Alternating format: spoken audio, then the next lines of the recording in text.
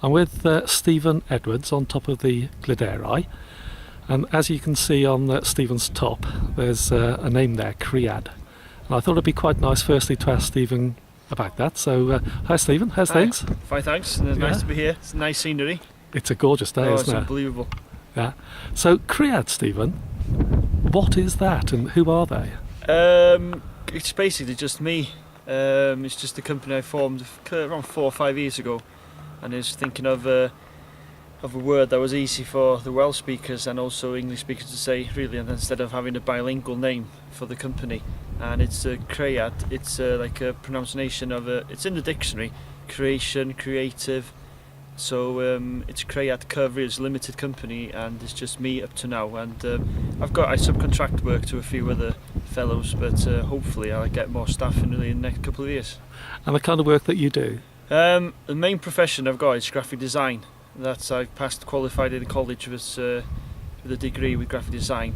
Then because I'm on the radio as a presenter and TV, I've combined the company into graphic design / media services. So just a combination of getting the 360 effect, really, and that's why I'm here today, doing a documentary about yourself, Graham, and John, about measuring the mountains for TV, hopefully, and I should think so with radio as well. Now, of course, Stephen, we've been out on the mountains with yourself and Yuan a few times recently with that. But if I'd sort of come on to a little bit of sort of personal detail about you, you're living based in Bangor, yeah, and obviously Cread, as you stated before, your own company. But where we are today, we're in the heart of Snowdon, aren't we? Yeah, to be honest, this is where my heart is actually, because I see the mountains there. Because I'm originally from Llanberis, born and bred Llanberis, Welsh speaker, and I only moved to Bangor, to Llanrad, Port Llangsley, Anglesey, to my house there a few years ago, and I can still see the mountains from there. And I go for running, walking, and descending, ascending, everything in these mountains, and I quite enjoyed it. My heart's in Snowdonia, so and that's why I'm the organiser of International Snowdon race. Well, I was going to come on to that because you mentioned running, and you do go out mountain running quite often, don't you? Yeah, I do. I'm not a good runner. I would love to be one of the quicker than what I am, but it's just time consuming with the amount of miles you got to do, and you got to eat the proper food, and you've got to get the hours of sleep in as well to get your resting. So no, I do mountain running. I enjoy it, really. It's just a way of getting the pressure off work, really. And the Snowdon mountain race, you mentioned that you organised that. Hopefully this will take up the bulk of this interview, because it's nice to have a little bit of personal detail there just to set the scene. But as far as the race is concerned, Stephen, how long have you been organising that? It's been 2 years now. I've been on the committee since I was 12, 13, helping my dad and my uncle and things, just helping cleaning the rubbish.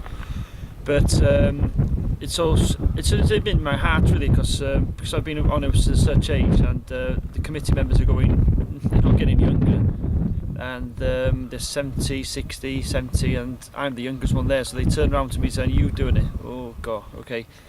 Let's go then. The first year I didn't say nothing, just let it happen. This year, 2009, I started to say a few things that I wanted to move the race forward, because I think that the international status of the race has gone down. So I wanted to get that back up on the scene, and we did it this year by getting the first Kenyan runner to come to Llanberis, and he's coming back next year with 3 or 4 other his fellow runners, which are quicker than him. And of course it's an annual race, isn't it? It's an annual race. I think it's the 4th Saturday every July. 5 miles up, 5 miles down, and the record still intact. Although the Kenyan was here, he was going to go for the record, but he was okay going up, but he was awful coming down.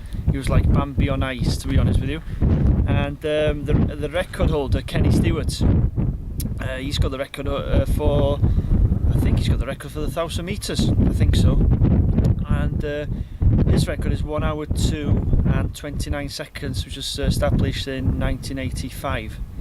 And the record for the summit, from the Llanberis to the summit, is 39 minutes 47 by Robbie Bryson from Dublin. And what was good, actually, that the 2 of them were in Llanberis for this year to start the official starters of the race.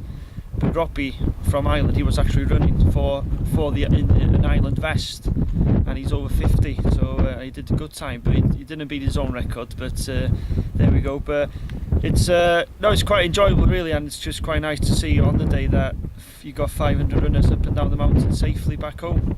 And of course the route, is it going up from Llanberis? From Llanberis up to Llanberis Pass, next beside the railway to the summits, and then come back down to the same way and finish in the field. And it's broadcast on S4C? Yeah, S4C? Cymru Da films every year. Well, they have been. I don't know what's going to happen next year, but it's on S4C for an hour programme. And the viewing figures are quite high as well, and it's repeated now and again on S4C. And we've got this, we have started this year to get like a sporting village as well, get all the companies over, like a shop window for the runners really, to make it more like a mountain running festival weekend. And for those of people that view this, if they're interested in taking part, yeah, if you've got to be a good runner. It's not a fancy dress. It's not a fun run at all. So we're quite strict on that. We are very strict, to be honest with you. We do check on the application forms. You've got to note down that you've done any races before. What's your times, and you can't put anything down because we will check up on the races that you've noted to see if you actually have ran the race. We did have this year a rogue runner, which was quite spooky actually. He made his own number of 451, which was exactly the same number as another person who registered the race, and the official photographer took a shot of this character who had registered in the race, and the bloke with the rogue runner was next to him, so there was 2-4-5-1, so ironic. But to be honest with you, we're not going to give, he did a hell of a time, to be honest with you, and he was 17 years old, which was, is he younger, he's not supposed to run the race, but we know all the committee members are not bothered really because he's ran the race. It's just that on the health and safety side, if he'd collapsed, then we wouldn't have a clue who he was, his medical records, who to contact, whatever. So it's just on that side really. It's just it's a race that you got to take seriously, and you can go on the application forms. Will be live in May the 1st next year, and it's at www.snowdonrace.com. And you've got to be 18 over, and you've got this is the requirements of running mountain races, mountain marathons, a full marathon, or you've got to show that you can be fit really. You've got to be fit. And the entrance fee?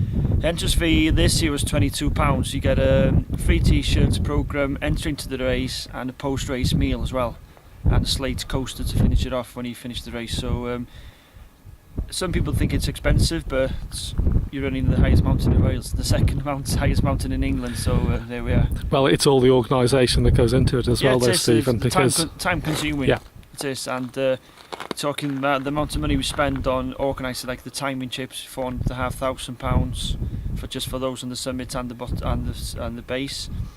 We got the St John's, we got the doctors, t-shirts, we got to buy them for the runners, over 500. Accommodation for the international runners, so everything's there. But all information's on the website anyway. And have you run the race in the past? I have. I did it this year as well. When I was organising, I just decided on 10-2. Oh, go on, I'm going to do it. So I did the race, and yeah, it's a good time. My fastest is 1:45. I know I can go quicker than that. And just looking at Snowdon now behind you there, Myrddyn, it just makes me want to go there and do a quicker time. Just it's quite nice to be here in the mountains, seeing all the riches really. That's still a pretty good time though, Stephen, because obviously that's up and down in the mileage. Would it be around 11 odd miles? It's just 10 miles. It's 10 miles. Yeah, this year I was 1:16, I think it was, to the summit, and it took 35 miles to come down.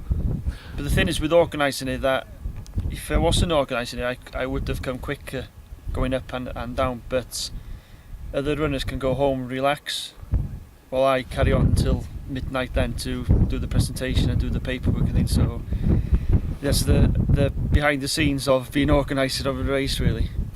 Well, Stephen, many thanks for giving all the information concerning the Snowdon race, and been very interesting listening to it, and good luck for the future with it as well. So Stephen Edwards of Cread, cheers. Thanks a lot, I'm going now. You better start running.